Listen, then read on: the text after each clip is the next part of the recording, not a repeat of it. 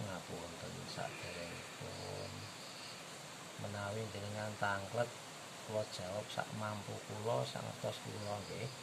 Monggo kajeng kula nggih ngertos ngirungun napa kok ngantos noten cemlorot madangi sepadha-padha sing luwih lunga saka donya.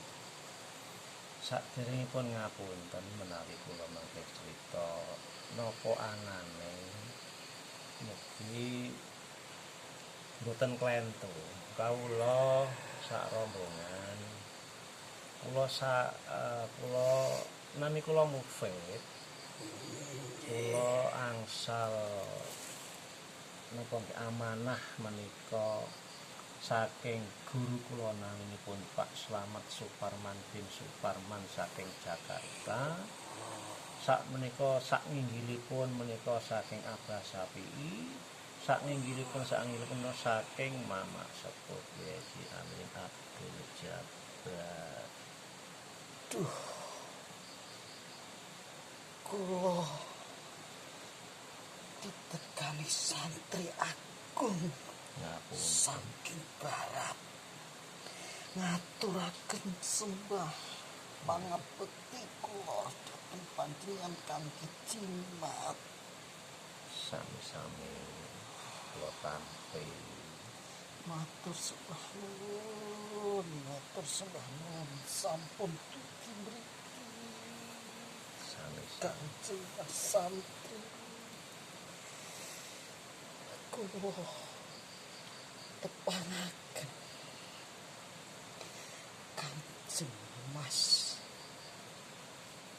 nanging kula tasih kalah masih kajenengan sedaya sing hadir teng mriki.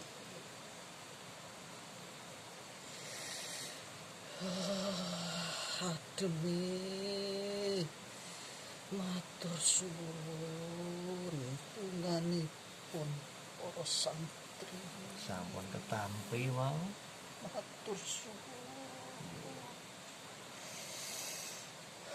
Ngapunten menawi dadosaken panjenengan ngoten niku. Sakderenge ngapunten menawi panjenengan boten tanglet kula boten ajeng matur. Mergi jenengan pengertos nggih kula matur napa wonten. Masyaallah.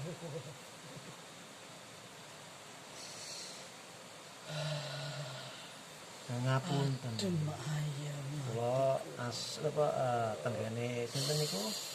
Maulana Maghribi tenggene Jeng Ratu Kidul tenggene Blorong tenggene sedaya sesepuh ingkang sampun kula singgahi nggih wonten sing dereng ingkang sampun kula singgahi ngapunten menawi panjenengan sampun mireng-mireng nggih kula menika sak rombongan. Matur suwun niku sing kula ngapunten saged kalih nunjuk kopi napa kalih Udut mawon nggih. nggih sampun dah Nggih. Niki udute dipun sukani donga mboten niki. Udute sukani donga mboten niki udute. monggo Nggih. kados adem sekeca ngopi kalih panjenengan sedaya. Nggih. Masyaallah enak. Lah napa panjenengan teng mriku pripun? Raske penak teng mriki. Monggo Panjenengan tuki kula sesiri. monggo mangsa serian raose pripun menika? Sampun kula sukani donga nika.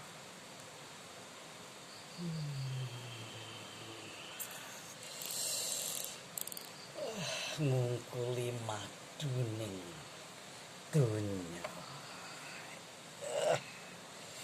Gusti Kang Maha Agung sampun ngabulke dongane kula saged kepanggih para santri saking barat. Napa sampun mireng saderengipun? Sampun disanjangi para sedulur sing doning Jogja mriki. Ngapunten kula rada ngewel. Mergi kula niku nggih. Wedi Wedi pripun? dereng nate kepanggih saking kalih santri-santri ngeten niki. Oh, nggih. Biasa mawon nanging kula biasa ngeten iki.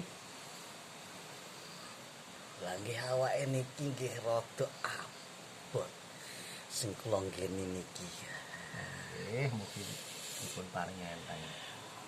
Dene benturan aura niki nggih rada mboten kados sing kula nggeni-geni wong-wong niku merga nggih dongane aduh lah kok beda aduh ya Allah Gusti ya. Ngapunten suwun. Ngapunten jenengan sinten niku para raja Maulana Maghribi lan Pangeran Pekik Sadaya Ratu Kidul menika mbok menawi jenengan asring panggih napa pripun? Lah nika nggih ponakane kula sedulur kula Sinten? sedanten. Lah ngapunten, jenengan niku cara tingkatane pripun niki nggih? Setara kalih simbahe panjenengan. Simbah Purwodadi napa sindah tuh? Lah nggih, lah nika Ki Ageng Sela. injih. Oh. Lah wong kula niku saking mriku. Lha pas kok dangu kula entuk sing mboten teka-teka. Ngapunten nembe ngobrol. Lah ngene kok simbah kula, Mbah Buyut. Nggih, Nggih. nggih pun disanjangi wong nggih saking mriku. Nggih. Putumu Dorono. Dinteni nggih saking mriku wae. Wonten napa nggih? Mbok menawi wonten wejangan-wejangan kangge niki sak rombongan, anggenipun napa nggih? Panjenengan ingkang langkung mangertos nyuwun sewu niki teteh bocah-bocah. Ora suwe yer bakal dumulya. Amin.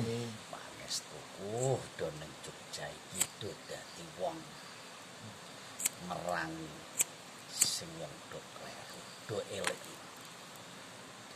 Yen nek pas do di utoke ya moro karo do dielek. Sapa ngerti kersane Gusti do oleh piwales ingkang sae.